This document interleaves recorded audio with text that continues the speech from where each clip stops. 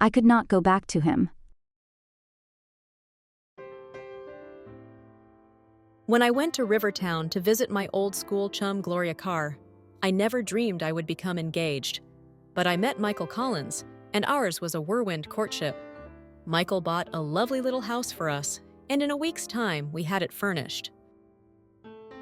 The house is perfect, Michael. I am going to love living here. Every man in town envies me, Faye. You are the most gorgeous girl they have ever seen. Michael never ceased raving about my looks. And while I was flattered, I also felt fear that beauty should be so all-important to him. The view from this window is lovely, Michael. Not nearly as lovely as you. I want you to go to Los Angeles and get yourself a trousseau that will do justice to your beauty. But it is a long trip to Los Angeles. I would be gone at least 4 or 5 days. I don't want to leave you for that long. But darling, you have got to have a lovely wedding gown. I want you to be the most beautiful bride in the whole state of California. If only I had not taken that trip to Los Angeles. How different my life would have been. But I had plenty of money for wedding finery. My parents had left me a small inheritance when they died the year before. And I knew that Michael wanted me to look my very best, so I finally went. Just think, Gloria, if I had not come to visit you, I would never have met Michael. How funny life is. Yes, isn't it? Something in Gloria's voice made me look at her closely. Her heart was in her eyes. I knew then that she too loved Michael. Gloria, did you ever date Michael? Yes, but you need not be jealous of me, Faye. I was not pretty enough for Michael. He demands perfection. The knowledge that Gloria loved Michael threw a cloud over my happiness as Gloria turned away to give Michael and myself a chance to say goodbye. Michael, did Gloria Carr even mean anything to you? We dated some, but that was before I knew there was as lovely a girl as you in the world. Don't be jealous, darling. She can't hold a candle to you. Later that night, I miss Michael so much. I wish I hadn't come. I feel so guilty about Gloria, too. But no girl can take a man from another girl if he doesn't want to go. Suddenly, out of the blackness of the night came a horrible screech of air brakes and then a deafening crash. I was flung forward against the mirror. But I was so filled with shuddering terror that I did not feel the glass splinters from the mirror cutting my face. Then something fell on me, and the pain was blotted out by merciful oblivion. Be careful, she seems to be badly smashed up.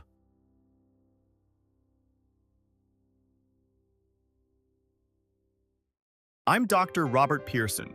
Your face needs immediate plastic surgery. Could you get a photograph of yourself quickly to show me how you looked? No, do what you like. Nothing matters anymore.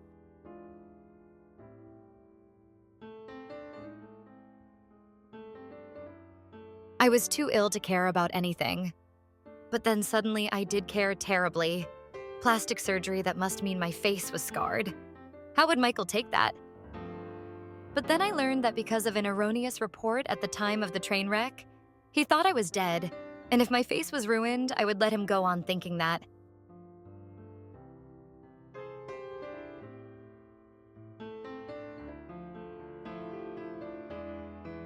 But is there no one you want us to notify Miss Lawrence? You say you have no living relatives, but surely your friends and that man named Michael you kept talking about in your delirium.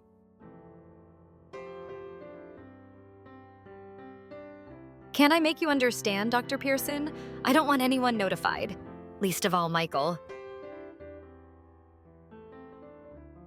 And then the day came when the bandages were removed.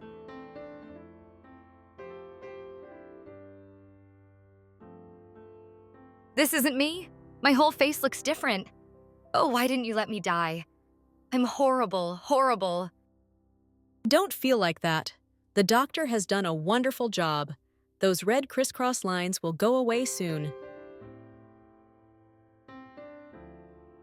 But I didn't get used to my new face.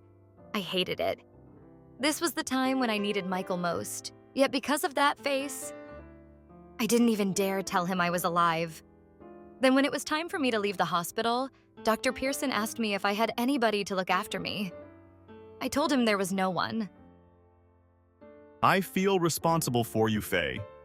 After all, I'm the one who gave you your new face. How are you going to earn your living? Before I met Michael, I was a doctor receptionist. Don't worry about me. I'll find another job somehow. Why, that's wonderful. I need a new office assistant, and you're it. And you can board with us, too. My sister gets lonesome in our big old house. You really mean it. I've been so worried about everything. But are you sure you really need an office assistant? You aren't just pretending because you're sorry for me? I don't know to this day whether or not Dr. Pearson manufactured that job for me, but I took it thankfully, for I was afraid to face that future alone. Dr. Pearson's older sister was kind to me from the moment she welcomed me to the doctor's home. Molly, this is Faye Lawrence, my sister Molly. I hope you two will be friends. Hello, Molly. It's wonderful of you to let me board with you. Dr. Pearson kept me very busy in his office, and I had little time to brood. But at night, I would have gone mad if Molly hadn't been such a friend to me. You've been here 2 months, Faye. It's not natural for a young girl never to go out or have dates. But I'm perfectly happy at home here with you and Dr. Pearson, Molly. I don't want any dates. I grew deeply fond of Dr. Pearson and Molly. In the 3 months I was there, I looked in the mirror as little as possible. I didn't want to see that face that was not my own. Then one day, Dr. Pearson caught me by the shoulders and forced me to take a good look at myself in the big full-length hall mirror. Now, look here, young lady. I've had enough of this nonsense. Take a good look at that new face of yours and stop thinking you are Dracula. Why? The scars have really healed. I look all right. I look totally different, but I'm as pretty as I was before. I can go back to Michael. It wasn't until that moment when Dr. Pearson turned away as if something had hurt him that I realized he might be in love with me. Before then, I had thought myself too ugly for any man to desire me. I was sorry to hurt Bob Pearson. If it weren't for Michael, I knew I might have loved him. But now all I could think of was seeing Michael again. You'd better wire your young man you're coming, Faye. No, I want to surprise him. I'll go straight to the house we intended to live in when we got married. Somehow, I have an idea he may be living there, alone. Molly cried when I said goodbye to her. I kissed Bob Pearson and told him I'd never forget how kind he'd been to me, if I'd been leaving them for any other reason.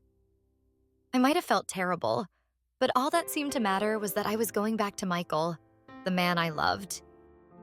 Take care of yourself, darling. Keep in touch with us, Faye. We'll miss you. I'll write you often. I reached Rivertown late that afternoon and took a taxi to the house Michael had brought for us. I was almost sure I'd find Michael there. I pictured a rapturous reunion, passionate kisses. Yes? But I nearly died of anguish. Michael didn't recognize me, but I felt even worse when I heard Gloria Carr's voice calling from inside the house. Michael Darling, that must be the society reporter from the paper. I told her to come up and get all the details.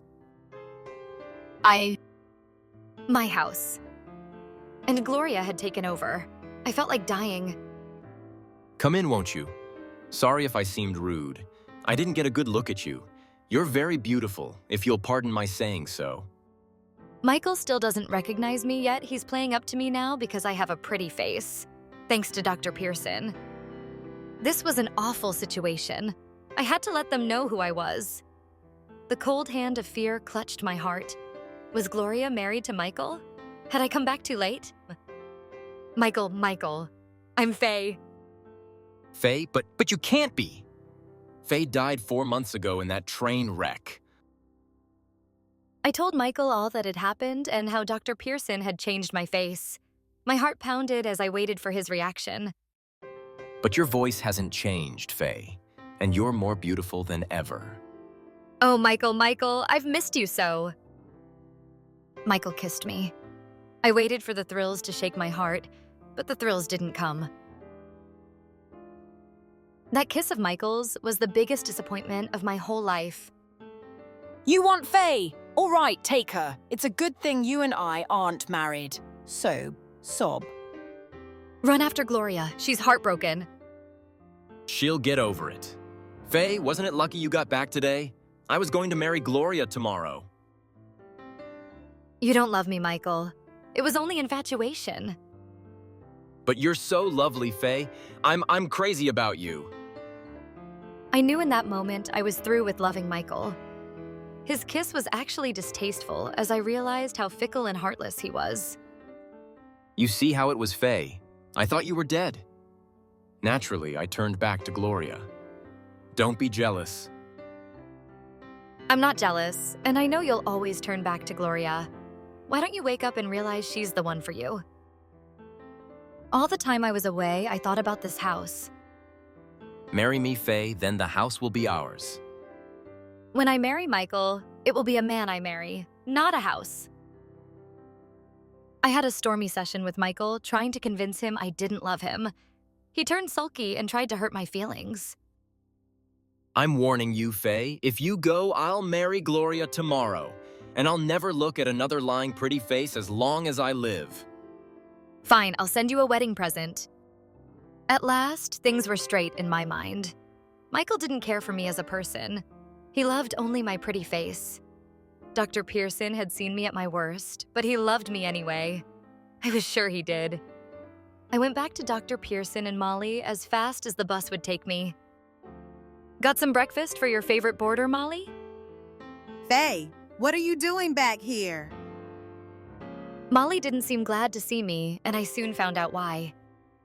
Michael is marrying another girl. So you've come back to upset my brother again. How many times do you want to break his heart? I thought you liked me, Molly. I do, but I won't have my brother's heart broken every time you take a notion to do it. My heart turned over when I saw Dr. Pearson come wearily into the kitchen. I knew then the full force of my love for him. Faye, you've come back. Her boyfriend turned her down. Oh, Bob, I'm so glad to be back. Michael didn't turn me down. He wanted to marry me, but I don't love him. I love you so much, Faye. Marry me, darling. Of course I'll marry you. I think you must have made over my heart when you made over my face. It's you I love. Oh, Faye, my darling.